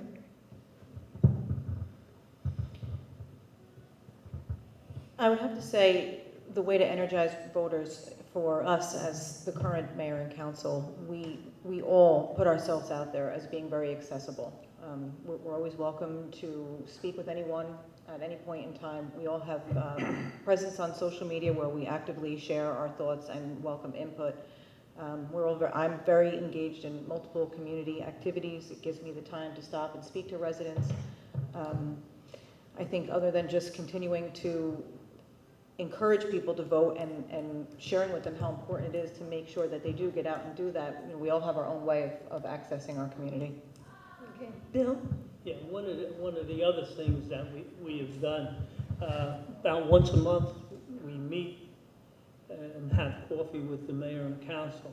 And that gives people an opportunity to talk to us and bring issues to us, and gives us an opportunity to encourage them to go out and vote also. Okay, thank you. Carl? You have to educate the people, and it starts with the youth of today. It starts with the high school. I heard somebody say they were, I think Freda said, he registered some new students for the voting. You got to get everybody out. It's your thing to vote. If you don't vote, it's your problem. And then don't complain when your person doesn't get in. Everybody says, yeah, I'm going to vote, and then they forget about it. And the way it is today, they're making it so easy for you to vote. You can vote at home. Vote by mail. It's very simple. You can call up and send something in and they'll send you a ballot where a lot of people forget to vote. When they go into the polling areas, they'll vote for who's running on the top and they'll forget about the school board. Well, I'm a numbers counter. Every year, one year there was in the governor's race, there were 1,400 people that voted, and 700 were lost going down to the school board, because now it's in November. Okay, Mike? So one of the things I do when I go to the high school and talk to the kids, I go there pretty often. I always end with, you guys need to register to vote. If you're 17 or 18, you need to register to vote. And I put the responsibility on them. I said, this is your duty as someone who lives in this state, in this country, to speak your mind. Your mind is spoken by your vote. Now, they'll always say, my vote doesn't mean anything. Everybody's vote means something somewhere. The other question I hear all the time from residents is, I don't want to get involved with the whole federal debate and this and that. Well, worry about the town you live in also. You want to speak your mind in the town you live in. If you're not happy with the way things are in town, that's how things are going to get changed in town. You're going to speak your mind, you're going to vote. I'm always going to tell people, no matter what you feel, you need to vote. I agree with Carl. A lot of people forget to go out and vote. So it's our job up here and out there to remind everybody, hey, did you go vote today? It's a simple question. Did you go vote today? They'll probably lie and say I did, but let's say we got to ask them, did you go vote today? Thank you. Peter? I talk to people online. I talk to people on the street. I do talk to people that are dissatisfied with the current state of affairs in our town, but I also talk to a lot of people and let them realize that, local positions are just as important as the higher positions in the state and the federal. In fact, it's a lot of these local positions that give support to the up-ballot candidates. I think that the only thing I could ever say the Tea Party taught me was that you take over the local areas and you can really affect change on a national level. I hope that we're able to do that for the other side. Thank you. Ed? Well, obviously, I have to energize voters that are friends of friends, and, we're all friends in this community, and, it's really a shame that we've become so stigmatized between political parties, and, in this town, it's more of who you know, and, more of, instead of what you know, and unfortunately, I'm up against somebody that actually grew up in my house, and, I have a deep respect for them. But I tell you what, I have a different idea of the way things should be done in town, and that's why I'm running, and I'm going to energize every voter I can. Thank you. Now, there are quite a few questions I received up here about flooding. So, how do you propose to prevent future flooding? How do you plan on compensating and all this kind of stuff? So let's talk about flooding, and we'll use this general question of how do you propose to prevent future flooding? And we'll start with you, Jennifer. So we've done some amazing work in that area already. Our desilting and desnagging program, our flood advisory board, we have really, for the most part, done away with nuisance flooding. We are surrounded by water. If there is another major storm, it is possible that we could flood again. But as far as the work we've done now to mitigate some of that risk, our CRS rating is one of the highest in the state. So that's a discount right there for the homeowners that live in that area on their insurance. We're going to continue to do the work we've been doing now and continue to move forward in making sure that we are ready. And in the event that there is an issue, that we have all of the mechanisms in place that we need to prevent any catastrophes. Thank you. Carl? Like I said before, I champion the CRS plan. It's in effect. We get 25% off our flood insurance. This year, my flood insurance went up to $3,600. So imagine 25% off of my original bill. As far as the rivers go, we're surrounded, we have 3 rivers. And going back 40 years ago when I first came here, it never flooded. The first flood I was involved was in 1984, which I had 7.5 feet of water in my house. Since then, We had a lot of other floods. I had a couple of them with 6 feet of water, then 5 feet of water. And as it went along, we addressed the rivers. You can't say dredge them, you have to say de-snag and de-silt them. And that's what we have to do. Back in the 1800s, we had a survey done, the early 1900s. The rivers were rivers. Now, if you get an inch of rain, it comes over the banks and you get flooding. You get nuisance flooding. Since that time, the town has picked up the ball, and we've been down there. They were in the mud, say, and they're taking it out. And so far, we haven't had the 100-year flood, but it's been helping on the nuisance floods. Okay, thank you. Mike? So just coincidentally, I'm meeting this Friday with Congresswoman Cheryl and the other mayors in our area to discuss our flooding concerns. We've met 3 times already about this. The mayors will get together and talk, and they're actually following the processes that we're doing here in Pompton Lakes. Towns like Wayne, who haven't been desilting and desnagging, are now looking at doing the desilting and desnagging. They're asking us here in Pompton Lakes, how did you apply for the permit? What do you do? What people are you using to do the work? We're the leaders right now in Pompton Lakes. In flooding right now in Pompton Lakes. Enough so that other communities are looking towards us on how to do that. Saying that, the one thing you're going to get out of me is I always say it as it is. I don't sugarcoat everything.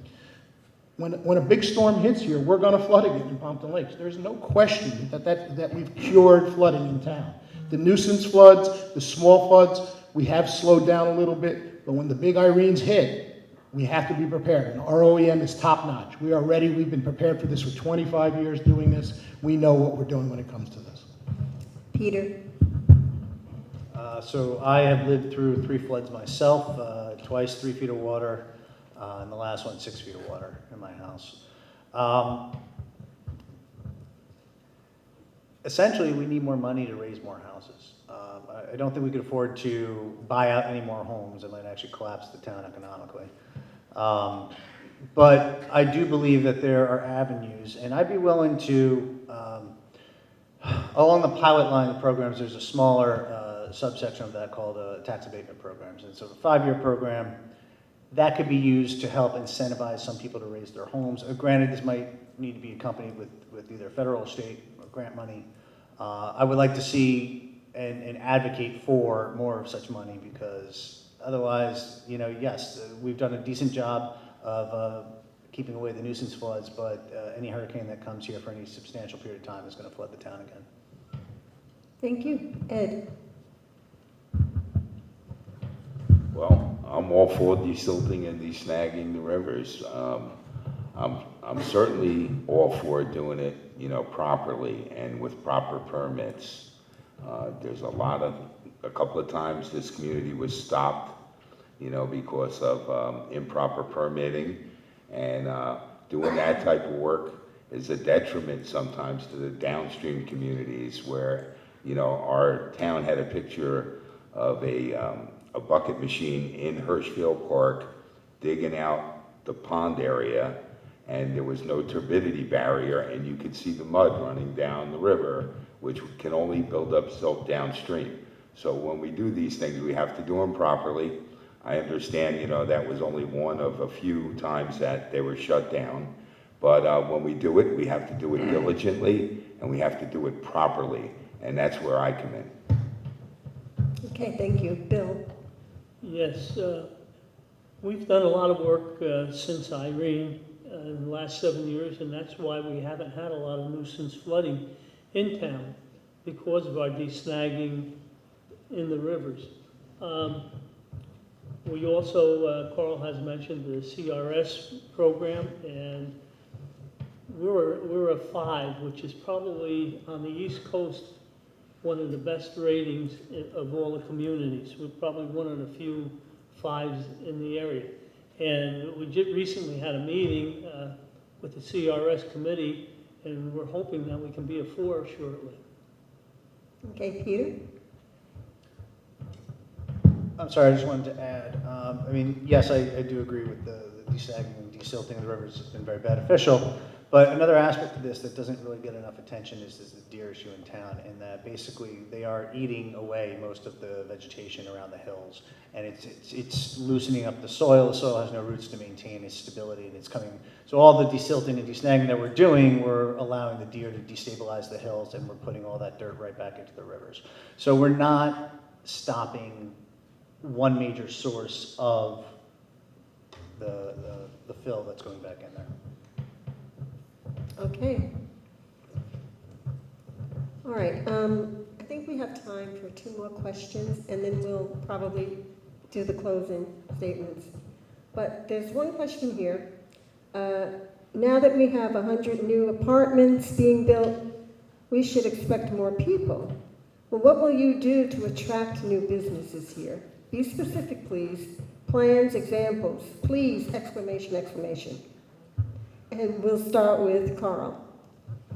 I couldn't hear you. Okay. Now that we have 100 new apartments being built, we should expect more people. What will you do to attract new businesses here? Specific details, plans, examples, please, exclamation, exclamation. Okay, you want to bring business into the town. I would start, and I think the president, mayor, and council started already about the AMP complex. It's been empty for many years now. They lowered their taxes, and it should entice business to come in there. As far as I looked around other towns in this area, Montville in Morris County, Little Falls in Passaic County. If you go to Little Falls, the main street in Little Falls, you'll see all new housing projects going up, but underneath them are commercial stuff, like storefronts, restaurants. It goes hand in hand. I didn't see that here. It was talk a while ago that they were going to put apartments above, like I guess the hardware store, that complex. It was going to go 2 stories high. That's what you have to do to bring the commerce back in here. And, you know, the stores and stuff like that would come. If you're building just apartments, there's nothing there. But as you walk down the town, you see about 8 stores, 10 stores empty. Okay, thank you. Mike? Okay, so let's start talking about redevelopment a little bit, since it seems to be a topic tonight. We're the only town surrounding us that hasn't started, or we have now started a redevelopment project since I've taken over as mayor. But previous to this, you look at Wanacue, they put 1,000 units in. Bloomingdale put 260 units in. These are towns without downtown areas. Okay, once we put them in, they'll be called walking wallets. These are people who will be living here, shopping here, eating here, doing what they want to do. They're not going to drive 3 towns over to go buy a hamburger. They're going to buy it here in Pompton Lakes. So they're walking communities. About addressing stores, right now, we only have 4 vacant stores in town. Okay, the bid, which I go to every meeting, and I don't see many people up here that go to a bid meeting, they'll tell you that the businesses right now are doing the best they've done in years. We've got new stores coming in left and right all the time. Bella Bees is just going to start into something else. That's because redevelopment is coming and people are trying to get in on the ground floor. The redevelopment projects that we're building downtown, on the downtown Main Street, will have a retail component on the bottom of those. Thank you. Peter? I think this phase in our economic history, I am more of a demand-side economist, and I bring this back to the parking garage and the express bus terminal. I think that is one of the best ways we're going to fill all these apartments. I think that's one of the best ways we're going to drive more demand, and when you get more demand, you're going to get more businesses just lining up to come here. Thank you. Ed?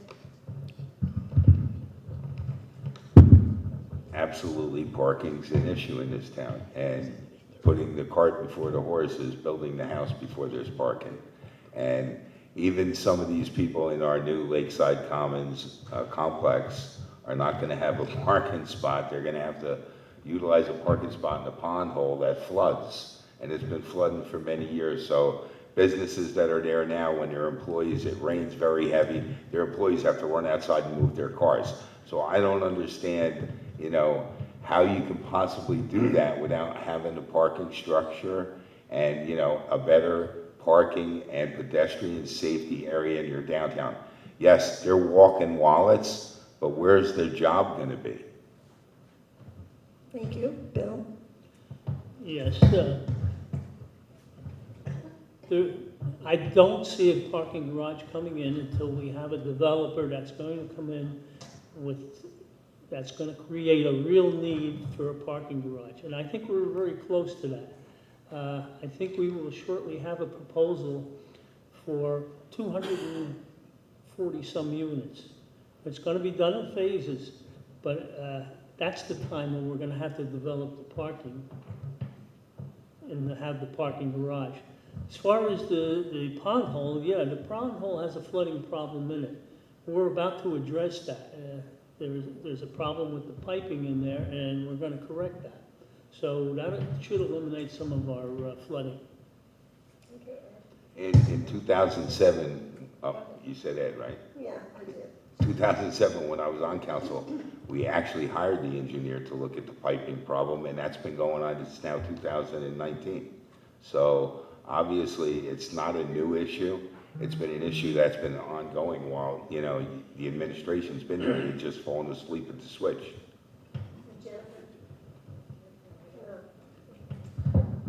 So we keep repeating the same problems, and we've already addressed the fact that we are coming up with solutions, right? We've addressed the fact that we are working on the parking issue.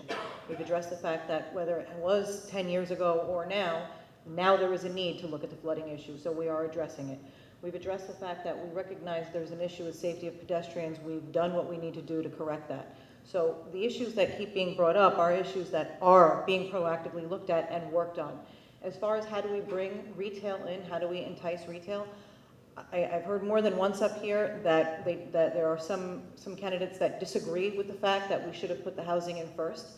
I disagree with that. I think where there's people, then you have a need for retail. If I were a merchant and I wanted to open a new store, I want to make sure that I'm moving my business into an area where there are going to be consumers. We're bringing the people in, the businesses will follow. The pilot programs have incentivized these developers to restructure and rebuild these storefronts along Wanacue Ave so that they will look more attractive.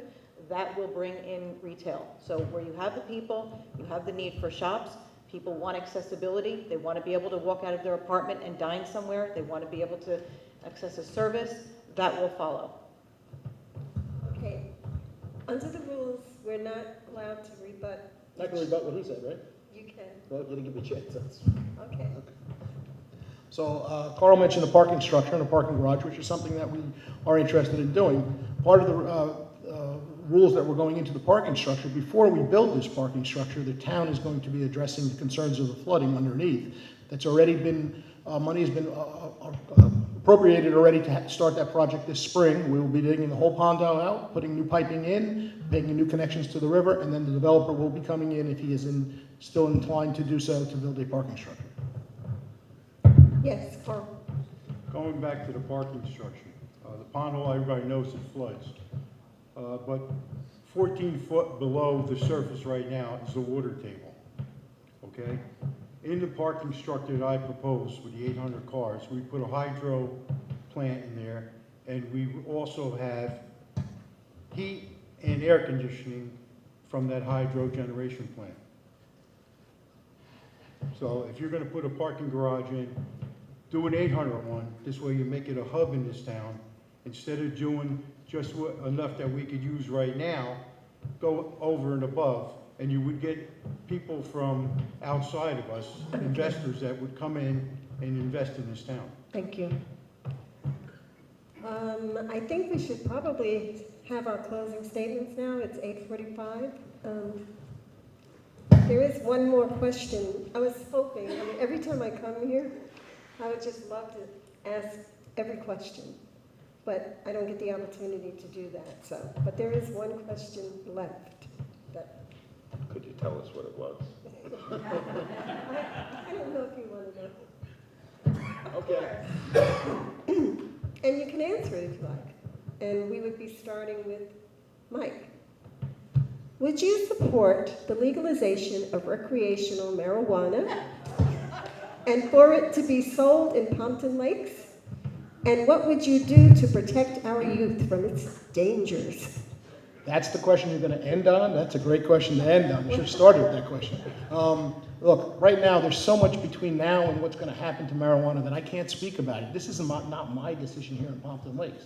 This is going to be a state decision. It changes all the time. Now, the states are talking in Connecticut and New York about putting a group together to make it happen.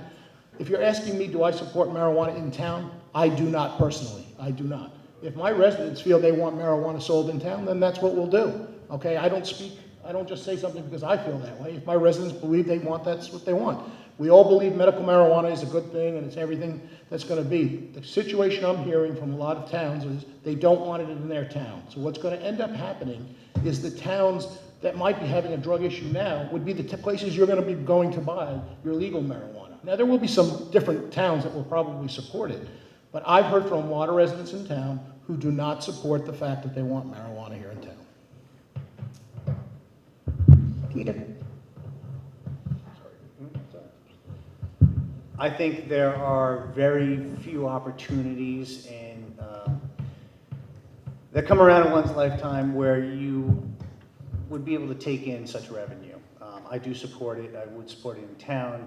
I do believe that the best thing we could do with marijuana is to make it legal, because as we're seeing with the Juul cigarettes and the e-cigarettes, it is the street ones, it is the black market e-cigarettes that are being bought that are causing some of the damage that's going on right now. It's not so much the ones that you would buy in the store. And just like alcohol, you would need an ID to get it. I think you're going to be getting a lot more out of the hands of children by legalizing it. And if we don't allow it in this town, we're going to lose out on the tax revenue benefits, and people are just going to be going to other towns to buy it anyway and coming back here anyway. Thank you. Ed? Well, as the mayor stated, I mean, I support the medical marijuana program, and I think CBD has been a great breakthrough for many, many people that want to stay away from opioids. So I do support medical marijuana, but I don't know, and there'd have to be a lot of discussion with the people of Pompton Lakes whether they prefer to have this type of place in our community or not. And I believe it could be regulated, but as Mike said, it's probably going to be regulated by the state. But we could probably create ordinances to deal with that. And it would be the flavor of the people of Pompton Lakes, not my flavor. That's why I'm here. Thank you. Bill? I'm definitely against it. I think any revenue you're going to bring on one end, you're going to spend it on the other end, between enforcement and whatnot. Do I agree with medical marijuana? Yes. There's a reason for that, and it's controlled. That's controlled. Are we ever going to eliminate totally the black market? Probably not. I see problems we got drinking drivers. I see a mix of drinking and smoking marijuana that's going to cause problems, and I really see problems down the line. We've had this discussion at the coalition. We have a woman who's lost her from Wayne, who comes in. She has a program at St. Mary's, and quite frankly, she has a lot of information, and a lot of the things that are going on in Colorado and whatnot are negative in the long run. Okay, thank you. Jennifer? So I think it's going to depend on what happens at the state level. And to echo the sentiments of everyone up here, it's not just my opinion to make that decision. We did say earlier in the year when the issue was brought up at a council meeting that if it ever did come down to decision-making time, we would have some type of a town hall forum where we could hear the residents and allow them a chance to speak and voice their opinions. If you're asking me personally, the whole downtown is a school district. I don't want to see in this town that we're trying to rebuild and recreate all of these new stores and restaurants, a recreational marijuana store in the middle of all that. And it's my understanding that this question is about recreational marijuana, not medical. I'm not for it. So. Okay, thank you. Carl. Well, being a retired narcotics detective from Patterson, I've seen a lot of it. Do I agree with it? It's going to be the state's call or the federal government's call. The town could pass an ordinance that they don't want in the town, and they can do that too. Do I see it as a good thing for the medical end of it? Yes, I saw it, okay? But like you said, and a lot of people up here said, if they don't legalize it, they're gonna go down to Patterson, or they're gonna go elsewhere and pick it up and bring it back here. It's done every day here. It's a pipeline going right through this town. So, you know, it's up to the state, and you have state representatives here tonight listening to this. Let them make the decision, and we'll make the decision that if we're gonna put it in this town or not. Okay, thank you. All right, thank you very much. Now we'll begin our closing statements, and we'll begin with the council candidates. Jennifer, may we have your closing statement? Yes, thank you. For my closing remarks, I want to share my thoughts on the prevailing theme that our opposition seems to be pushing. The idea that Pompton Lakes needs to be changed or flipped. We don't hear what we need to change. We hear what we need to change. I'm going to start over. For my closing remarks, I want to share my thoughts on the prevailing theme that our opposition seems to be pushing. The idea that Pompton Lakes needs to be changed or flipped. We hear that we need change, but we don't hear what needs to be changed or what concerns aren't currently being addressed. They offer little to no insight or solution. They just say change. I'm going to point out that Pompton Lakes is already experiencing change, and for the better. We have done a tremendous amount of work to reduce nuisance flooding and have one of the highest CRS ratings in the area. There have been beautiful enhancements to our trails with many additional thoughts and ideas on how to improve some of our parks. Your current mayor and council take a vested interest in the issues that affect the whole town, not just the issues that affect our own personal lives and homes. And in this past year alone, we have seen the beginning of redevelopment. We are working hard to build a vibrant and busy downtown. If you want to continue to see growth and positive change, you don't need to flip Pompton Lakes. You need to re-elect Sarah Baig and Polidori so we can continue the good work that we have already started. Thank you. Peter?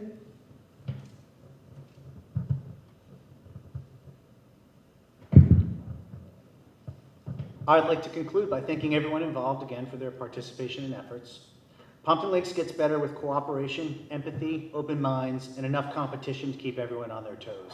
Complacency and comfort make the conditions right for patronage and party politics. My focus will always be in finding common ground to enable better returns for less resources. I will bring town decisions to the residents, especially when a particular group is affected by their outcome. I will engage the press and not rely on fake news as a defense for not telling our story. Thank you. Thank you. Ed? Okay, tonight we heard a lot of great ideas about what the next steps are for Pompton Lakes. I'm confident with the support of the people, our proposals will maximize the value and strengthen our community. And by that, I'm talking about not subcontracting our DPW out and subcontracting our building departments out. We're going through a major redevelopment, and we want to talk about giving Riverdale control over our building department. It doesn't make sense to me.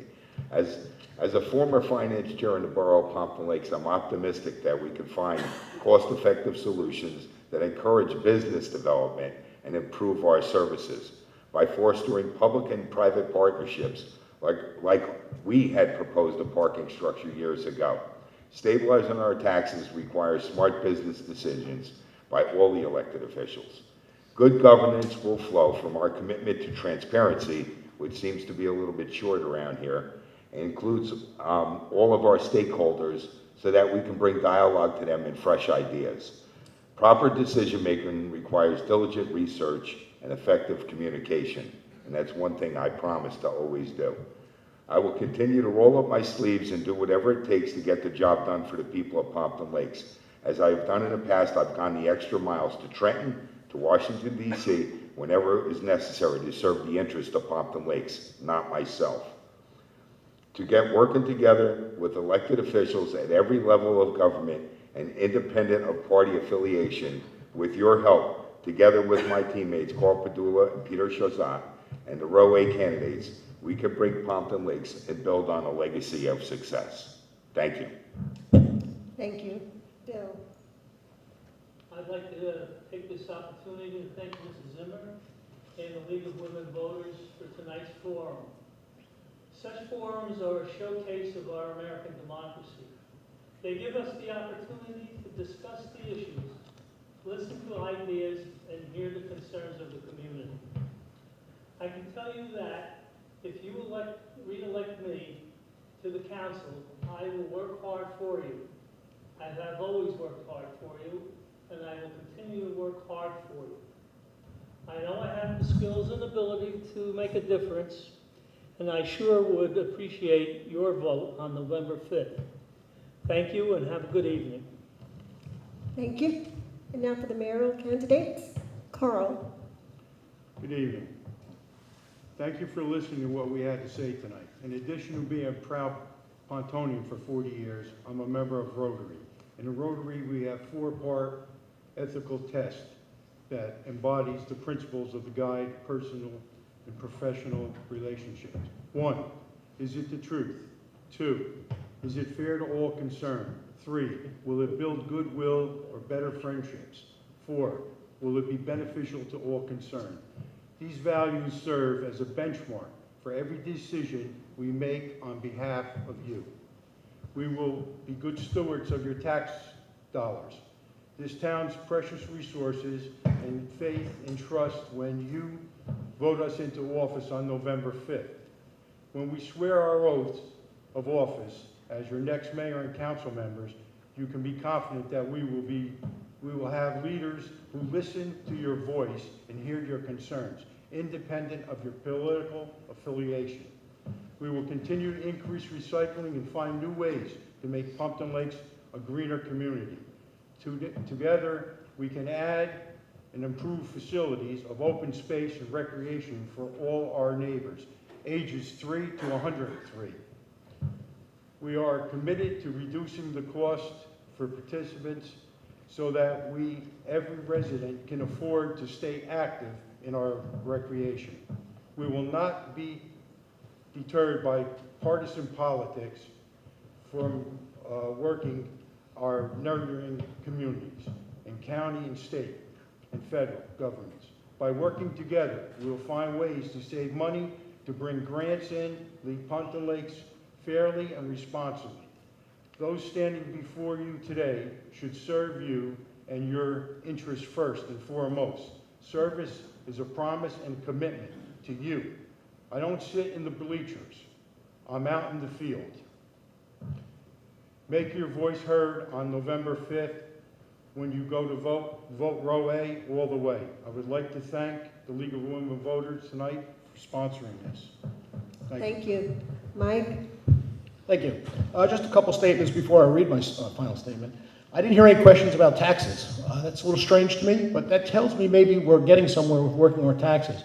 We've kept our tax increases to less than 2% in the last 6 years, and most years less than 1%. That's a big deal, and that is a concern to me. Taxes are our #1 concern in this town, and we have to keep them and control them. I've also heard that Riverdale is in charge of our building department. It's actually the opposite. We are in control of Riverdale's building department. Riverdale does all their building through Pompton Lakes. And let's just remember, we are not building a parking structure. A developer will be coming in to build a parking structure. I wish to start by thanking the League of Women Voters for putting this debate together. I would like to thank everyone in the audience for taking time out of their busy lives to attend. I would also like to thank everyone on this dais for their concern and support with the town of Pompton Lakes. The team to move Pompton Lakes into the next 4 years is Sarah for mayor, Paladori and Begg for council. This team has the insight, the time needed, and the dedication to make the tough decisions when needed, but also has the heart and availability to listen to all our residents' concerns, no matter how big or small. I understand when I took over as mayor that I would be stopped in a supermarket or at a neighborhood barbecue and hear the statement, "Do you have a minute for a problem I have?" One of the positions I enjoy most about being mayor is trying to help that person out. They are always asking for answers, and I will always give you answers. I pride myself on giving out my cell phone number to anyone that needs to reach me at any time. But more importantly to me, it's always trying to pick up the phone to hear residents' concerns or residents' praise for departments or events we have in town. Pompton Lakes is a home to an outstanding community-minded residents. We are not afraid to speak our minds, which is a trait I am very proud of. At the end of the day, we are not Republican or Democrats, but Cardinals at heart here in Pompton Lakes. Together we can keep Pompton Lakes the jewel of Passaic County and the state of New Jersey. Once again, I thank all residents for their belief in me as mayor the last 4 years. It has been my honor to be called mayor of Pompton Lakes. Let's all together continue the hard work we have started by supporting Sarah for mayor, Palladori and Begg for council. Thank you and good night. Thank you very much. Thanks to all the candidates and to the audience for coming out tonight. Good luck to you.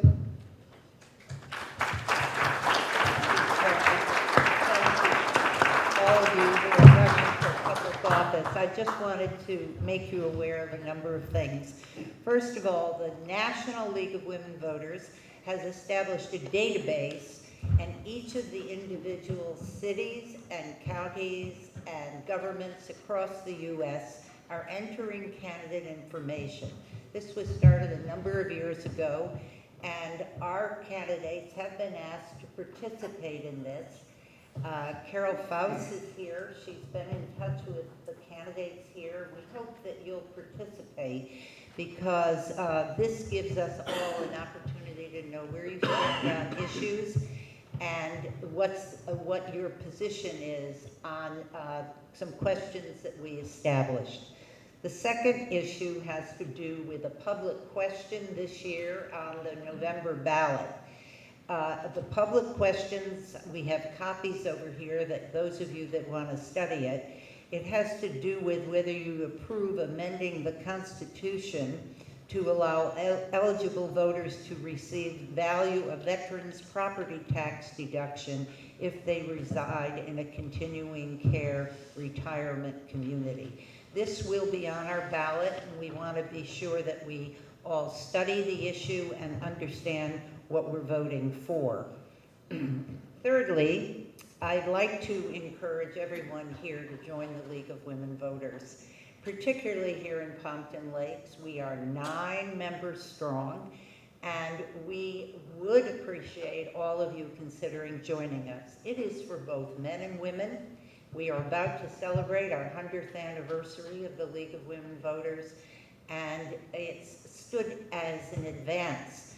Women got the right to vote, and then that we have been here for 100 years asking you all to vote for your candidates.